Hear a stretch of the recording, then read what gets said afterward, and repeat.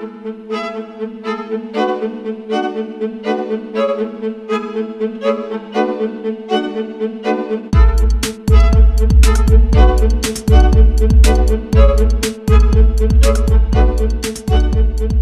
me tell you about Codex Alimentarius. Let me define it for you. Let me help you understand the enemy. And let me assure you that absolutely nothing that I'm going to tell you is exaggerated, is interpolated, or is imagined. Everything I'm going to tell you is documented. And a great deal of it is documented on my website, which is www.healthfreedomusa, one word, healthfreedomusa.org. Let me back up and tell you that I've been watching Codex come toward us for about the last decade. And I've been watching the votes in Congress, which, God help us, is our bastion of support and protection against Codex, and I'll explain why that is. I've been watching the votes to protect our health freedom dwindle until finally in the 109th Congress, without a good deal of activity, we didn't have the votes to protect us. I've been watching Codex accelerate, and I've been watching it expand, and I've been getting more and more troubled. Let me give you a brief rundown of Codex then. After the Second World War, the Nuremberg tribunals were held, in which people who had committed crimes against humanity were judged by the world community in a court run by the United States and Britain, and they were sentenced to terms in prison if they were found guilty of crimes against humanity. One of the people found guilty of crimes against humanity was the president of a huge industrial megalith called IG Farben. IG Farben produced the gas used in the gas chambers, Zyklon B. They produced the steel for the death camps and the railroad lines. They produced the munitions, they produced chemicals, they produced all kinds of stuff. They produced pharmaceuticals. Big, big, big, big pharmaceutical company. So the president of IG Farben was convicted of crimes against humanity. Now, he's a sort of artistic fellow and creative. He was the one who was responsible for the slogan that people saw as they entered Auschwitz, usually for the last time. Arbeit macht frei. Work brings freedom. Creative sort of fellow. So he was sitting in jail and he said, well, that didn't work. What else can we do? I've got it. Food. He who controls food controls the world. So when he got out of jail, he went to his UN buddies and he said, have I got an idea for you? If we take over food worldwide, we have power worldwide. And his UN buddies said, cool idea. And so they created a trade commission. That's a very important pair of words, a trade commission called the Codex Alimentarius Commission. It is not a public health commission. It is not a consumer protection commission. It is a trade commission. Trade is about what? Money. Business. Trade is about profit. Well, they said in 1962, we're going to work toward total global implementation of Codex Alimentarius on December 31st, 2009. Long term. And they set up a bunch of committees on fish and fishery, fats and oil, fruits and vegetables, ground nuts, nutrition and foods for special dietary uses, and so on. There are currently about 27 Codex committee. There are regional organizations, there are task forces, and so on. So it's a huge bureaucratic monstrosity. It's immense. Codex has promulgated well over 4,000 guidelines, standards, and regulations on everything which can legally be put into your mouth, with the exception of pharmaceuticals. They are not part of Codex. Important. Now, Codex standards have no legal weight whatsoever. Zero. So who cares about them? They're just standards. So we're talking about an industry-dominated, regulation-setting organization, but if it has no legal standing, who cares, right? Here's the history of Codex Alimentarius before 1962. The Austro-Hungarian Empire said, we need rules by which the courts can rule on cases involving food. So we'll have regulations and rules that the courts will enforce. That's how they get their weight. That was called the Codex Alimentarius, and it was put into place around 1893 and lasted until the end of the Austro-Hungarian Empire in the First World War. So the idea was there in the Germanic tradition. We need rules, lots of rules, lots and lots of rules. We need a lot of rules. Let's have rules for everything to do with food. So it was sort of a natural extension for the German industrialists to say, we'll go back to the good old days of Codex Alimentarius, back when we had them in the Austro-Hungarian Empire. Cool. So they started promulgating their rules and regulations, and they were voluntary. They were sort of guidelines. Now, Codex Alimentarius Commission is administered by the World Health Organization, WHO, and the FAO, the Food and Agriculture Organization. They fund Codex and they run it at the request of the UN. So they're mommy and daddy to Codex Alimentarius. And that's very interesting because they're supposed to be about health and food worldwide. Some conflicts of interest that we'll talk about. So Codex started promulgating regulations and rules, and the way that's done is that the committees work up a rule, a standard, a guideline, a regulation, and then they get it to what's called Step 8, which is the final step in their administrative process, and then it's presented to the Codex Alimentarius Commission for ratification, like the Vitamin and Mineral Guideline was presented to the Codex Alimentarius Commission on July 4th this past summer. It was ratified, it was approved by consensus, and it is now, despite the propaganda that you're going to hear, if you ever hear about it in the media, it is now mandatory upon any member country of the WTO, the World Trade Organization. Well, what in the world do they have to do with it? And the answer is everything. The World Trade Organization, you see, accepted Codex when the World Trade Organization was formed in 1994. Okay? They said, well, how are we going to decide trade disputes around food if we don't have a set of rules? I know, we'll accept the Codex Alimentarius rules. And all the members of the WTO worldwide will, get ready for an Orwellian term, harmonize with our standards, with the Codex standards. Harmonize. I suggest you capitalize the first 4 letters in your mind. So everybody's supposed to harmonize with Codex.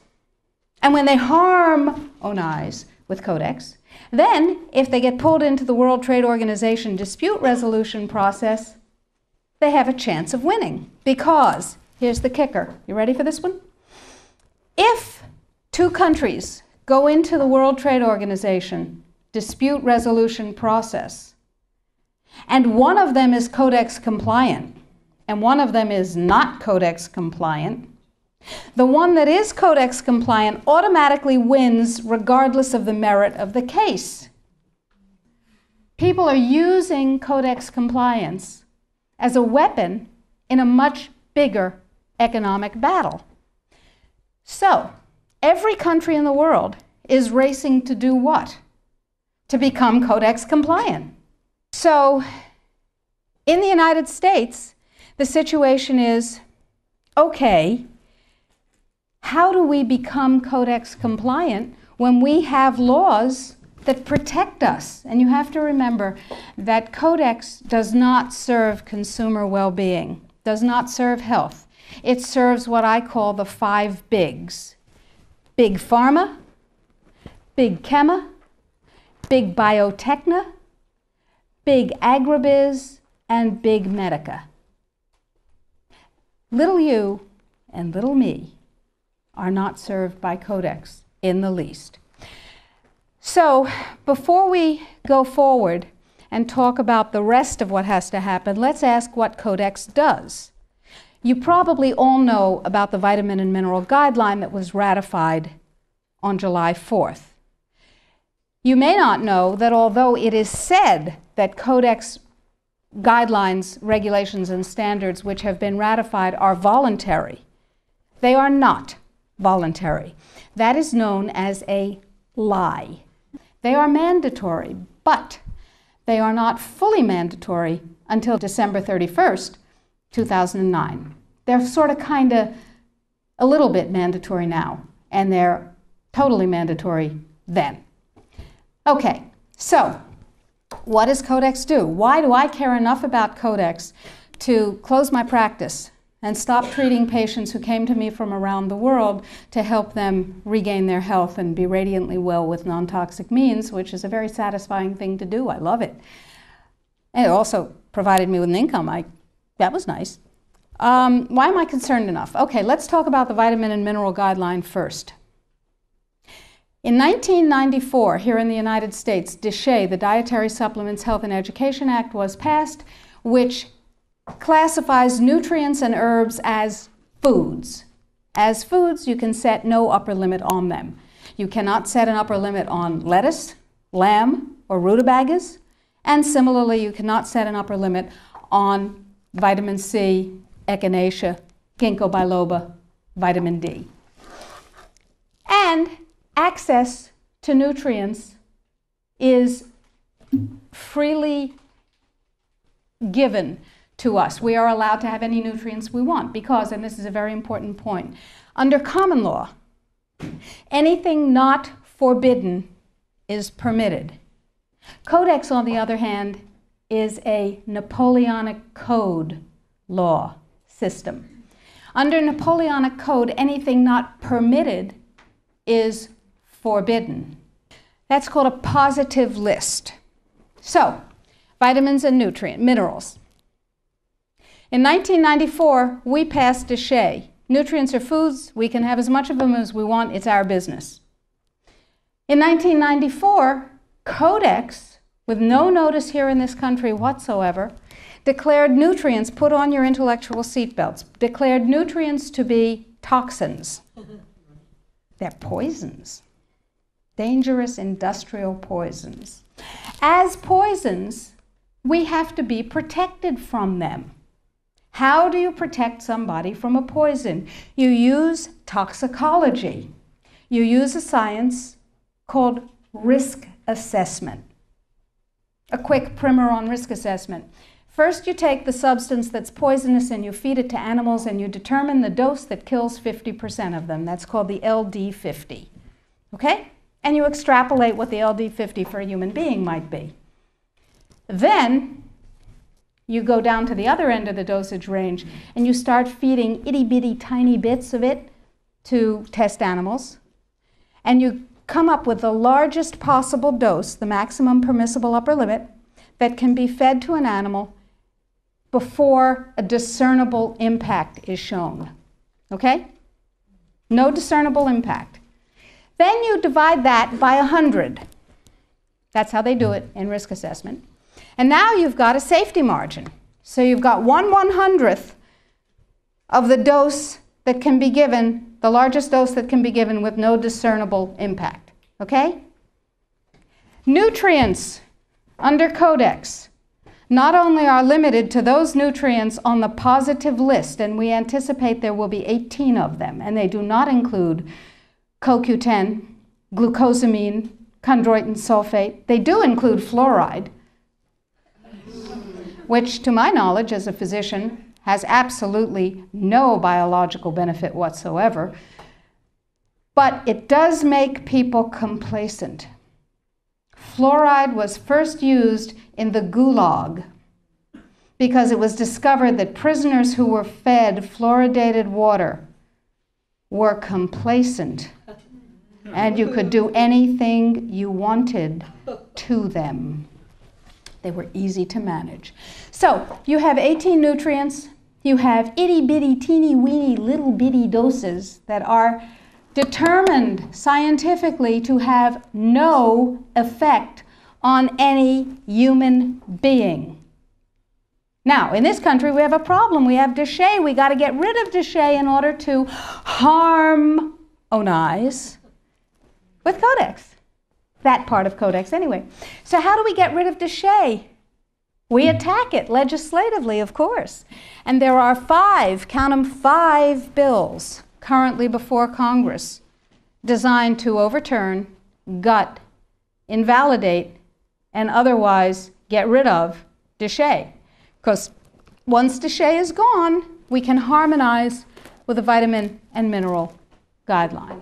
So what we're talking about is waking up one morning and being very surprised to find that high-potency, therapeutically effective, clinically significant nutrients are now illegal in the way that heroin is illegal.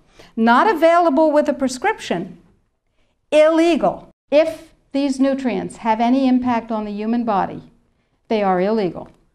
That's just the vitamin and mineral guideline. Let's talk about milk.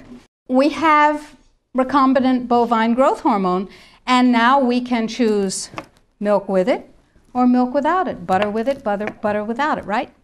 Not under Codex, because under Codex, every dairy cow on the planet must be treated with Monsanto's recombinant bovine growth hormone. Furthermore, under Codex, every animal used for food on the planet, whether it has fins, feet, or feathers, every animal on the planet must be treated with subclinical antibiotics. Must be treated with subclinical antibiotics and must be treated with exogenous growth hormones. Codex requires, mandates that all food be irradiated unless it's eaten locally and raw. All food, including organic food, of course. So is it organic afterwards? Well, of course, the organic standards are incredibly low. The organic standards allow a farmer to use veterinary drugs, including growth hormones, antibiotics, etc., on animals, and then at his whim reclassify them as organic. But farmers are our friends, and they would never do that, right? Right. Codex sets limits for the dangerous industrial chemicals that you can have in your food. And the limits are incredibly high. Go to Codex Alimentarius, do a Google search, and look, there are drop-down menus at the top of the official Codex page. Look at the toxins and the veterinary chemicals and the levels that are set. They are terrifying to me, terrifying. The names of the chemicals that are permitted and the amounts of the chemicals that are permitted are terrifying to me. Why am I terrified? Well, perhaps I'm just a cowardly person. It's possible. Think about this. In 2001, 176 countries, including the United States, got together and they said there are 12 really bad organic chemicals. They're called POPs, persistent organic pollutants. There are a lot of them, but there are 12 that are so bad that nobody could disagree that those 12 POPs had to be banned worldwide. 9 of the 12 worst organic chemicals known are pesticides, not surprisingly, because they kill things. And of course, we have many processes and enzyme systems that are very much like insects and other pests, so they're not too good for us. But Codex has different ideas. Codex has brought back 7 of the 9 forbidden POPs that 176 countries banned worldwide. Dieldrin, aldrin, hexachlorobenzene. And the food that is imported from other countries that contains these substances cannot be stopped at our borders because otherwise it would be, God forbid, a trade violation. That's how Codex works. Codex, according to the World Trade Organization and the Food and Agriculture Organization joint projections. Now, I didn't make this up. Please, if you unfastened your intellectual seatbelts, put them back on again. If you do the numbers in the WHO-FAO projections, the epidemiological projections, they estimate, not I, because what do I know? They estimate, they're the experts, that just the vitamin and mineral guideline alone, when it goes into global implementation on December 31st, 2009, will result in a minimum of 3 billion, that's B, bad, big, billion deaths, 1 billion through simple starvation. Those folks who die are not particularly economically successful from the point of view of the corporations. When you're starving to death, how much good can you do when the issue is how much can you buy? Not a lot. Forget them. But the next 2 billion, they will die from the preventable diseases of undernutrition. Cancer, the single most profitable condition ever known to humankind. Cardiovascular disease, a good second. Diabetes, pretty good producer. And a whole host of other preventable diseases. Who will die? Who knows? Who will live? Probably those people who are wealthy enough and powerful enough to have their own pushers of clean food and nutrients. That's who will live. You and I? Probably not. Our children? Probably not. Our grandchildren? Probably not. So we're talking about food regulations that are in fact the legalization of mandated toxicity and undernutrition. It will be illegal if there's a famine in, wherever there's a famine, to ship high nutrient density biscuits to that country, and it will be illegal to distribute them. That's what we're talking about. Codex is big and it's bad, but it's not invulnerable. So the point is that we have to protect ourselves, and I believe that we have to regain global leadership, which we have lost, surrendered, squandered, sold. No global. No, we have. We have sold. Just joining the World Trade Organization surrendered our sovereignty. However, parenthetically, I have a team of constitutional lawyers looking at the following question: are we members of the WTO? Because if you remember from high school civics, the way you get a treaty to be a real treaty is to have it ratified by a 2/3 majority of the Senate. And the way we got into the WTO was they passed a law allowing Bill Clinton to fast-track us into the WTO. That's not a treaty. We are not in the WTO. All right. Yeah. Now, that's a piece of the battle. Tell George. We will tell George, but I don't think he's going to be relevant by the time we tell him.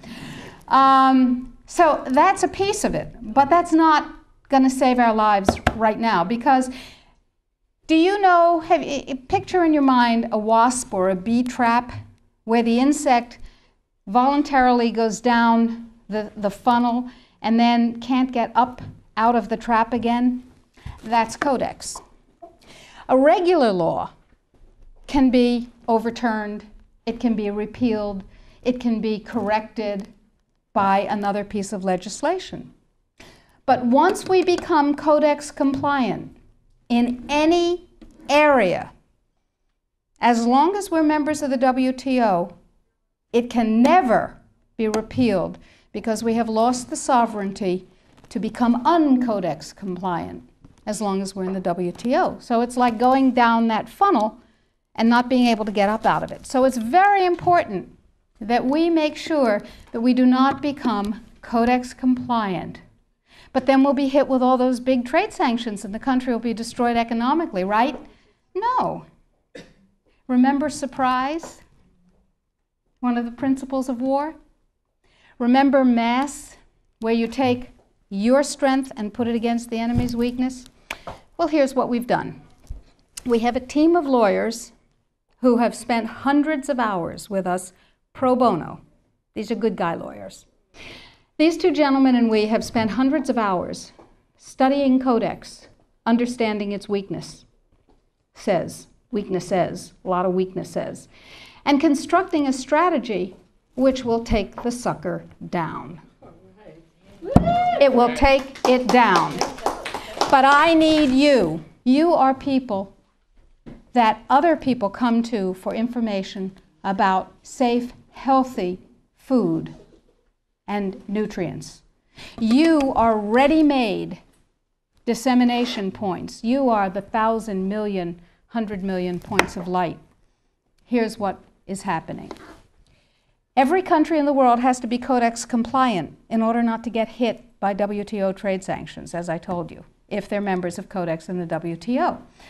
And there are a few countries that are not, but I guarantee you they're not of any major significance. So, the question is, what does Codex compliance mean? Well, most people, most countries, most legislators believe that it means they have to adopt as their national standard on that particular subject what Codex ratified. But that's not the case any more than we're in the WTO. That's not the case either. What it means is that the format, the issues, and the subjects covered by a Codex guideline, standard, or regulation have to be addressed in the country's guideline, standard, or regulation on the same topic. So, what we have done is create the first of many alternative Codex guidelines. You can go to our website, www.healthfreedomusa.org, and you will see a little button on the upper right-hand side that says, Sign the Citizens Petition. Now, to briefly digress, a citizen's petition is not like a grocery store petition that you sign and you bring to somebody and you say, I have 200,000 signatures, and they dump it in the wastebasket, because in their mind, it's one signature, you and your friends wrote 200,000 names. No, it is a legal challenge to the policy of the United States government on Codex. It's called a citizen's petition. It's a legal challenge. We're suing the United States government, saying what you're doing is illegal, folks. Let us tell you how. We want hearings of fact. We want redress. We want correction. If we get what we want, that's dandy. If we don't get what we want, we have gone through a process called exhausting administrative remedies. We have made the case ripe for court. Okay, so I need you and everybody you know to sign this citizen's petition saying this is a bad policy, en masse. And you do this on the web, and you'll see the instructions, and we present the thousands and thousands and thousands of actual physical pages that we print out with people's signatures to the U.S. Codex Office and to the FDA, and they don't like that at all. But that's okay. However, this time, this is the Second Amendment of the Citizens Petition that we're asking you to sign. This time, the revised Vitamin and Mineral Guideline is part of it. It's part of the lawsuit saying this needs to be U.S. policy.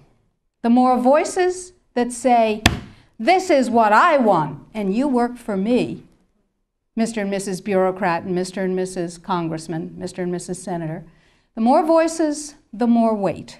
So step number one is read and sign the citizen's petition. Step number 2 is disseminate the information, the web link.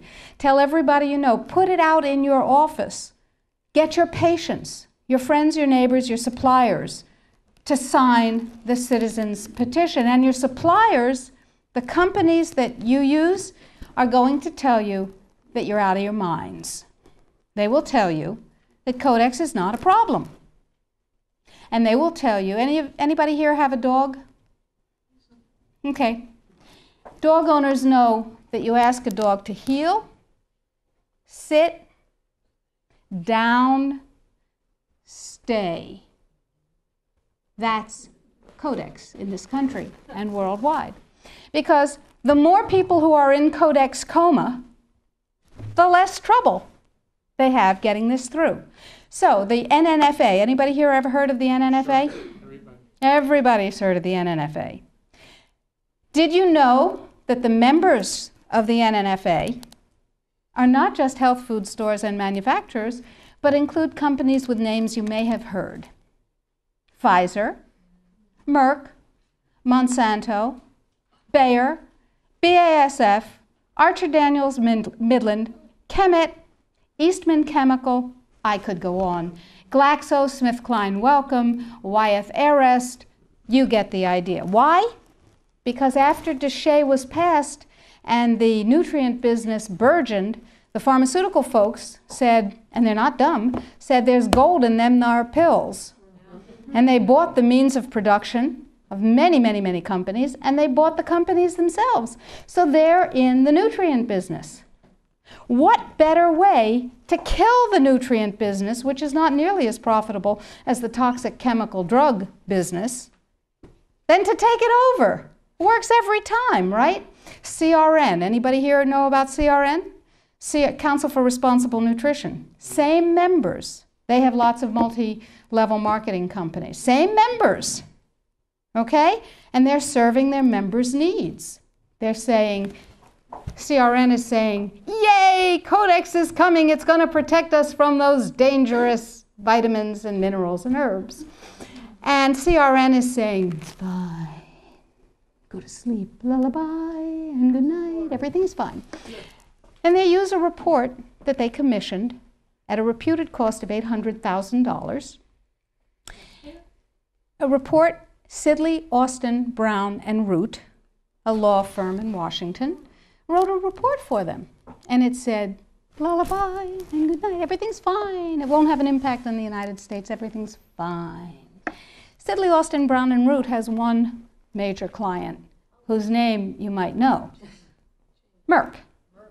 Now, it's entirely possible that NNFA just did a spectacularly bad job of due diligence, or not. Anyway, the report says everything's fine, everything's dandy, no problem, we've got DSHEA. Yeah, sure we do. Now let's talk about Australia. Remember, 5 laws before Congress to overturn DSHEA. And you can write to Congress on the website. The click of a mouse. I call it riding the freedom mouse. It's called security. Now, Congress uses a multiplier of 13,000 to 1. Every email, fax, phone call, letter. Don't write letters. They get decontaminated. They never get to Congress. Every email, fax, and phone call counts as 13,000 constituent opinions. They figure that if you write a letter or send an email, there are 12,999 lazy lunks who can't bother to get to the computer terminal to do the same thing, but they feel the way you do. Interesting. That's power, my friends. That's power. That's 13,000 to 1. So suppose we have 1 million people. Suppose we have 10 million people. Suppose we have 100 million people saying, don't you dare. Now, Congress has one rule above all others. Anybody know what it is? Get reelected. That's the primary rule, the prime directive, as Isaac Asimov would have called it. The prime directive is to get reelected. Now, DSHEA was passed, you may remember, by unanimous congressional consent. Was that because one morning all members of Congress woke up and said, I see the light. nutrients are better than drugs. No, they said, oh, if I don't go along with this, I'll never be reelected to anything. You remember critical mass. Remember, we were out on the streets and we were up on our hind legs and we were making noise and we were rallying and we were writing letters and we said, don't you dare take away my health freedom. Remember? And we won. Except we got fat, dumb, and lazy and stopped protecting ourselves. So now we're in the same place again. Except it's all food instead of just nutrients. So that's point number one. Use the freedom mouse. Ride the freedom mouse. We've made it as easy as possible on the site. Sign up for the emails. I will never sell your information to anyone, I promise. I will never rent it. I will never share it. You'll only get email from me. And we need you to know what's going on. So I'll send you email blasts. I'll send you things that you can do. Or not. You know, it's your choice. Get everybody you know informed.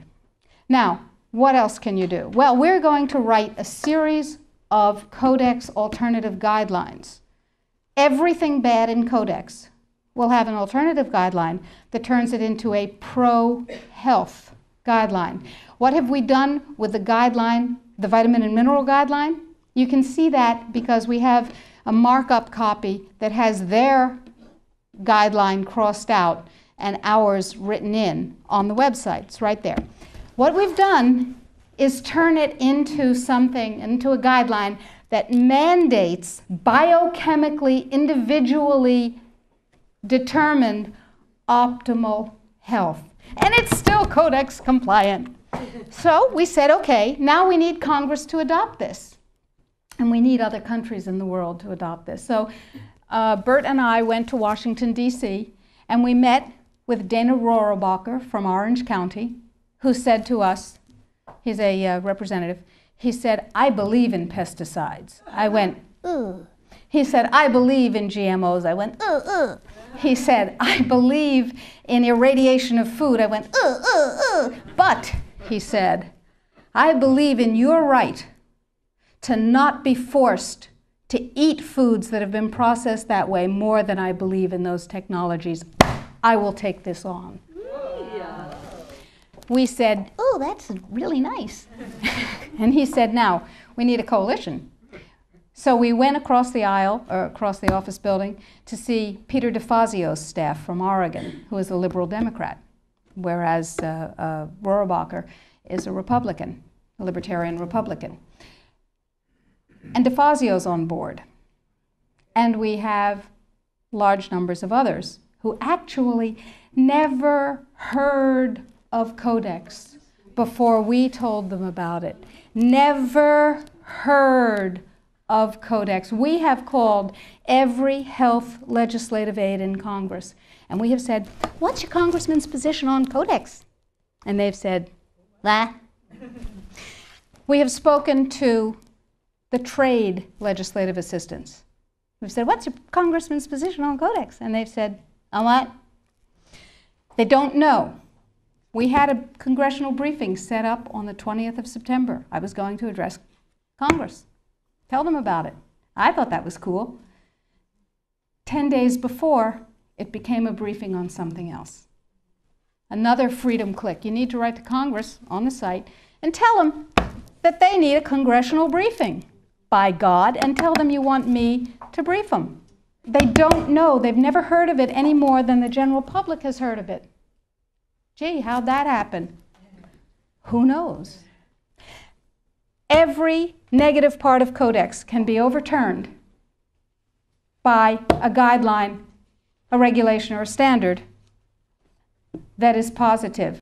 So we need your help, because the United States leadership in this guideline and all the positive guidelines to follow is what's going to literally save the population of the planet and save your jobs and your children and your families and mine. Thank you.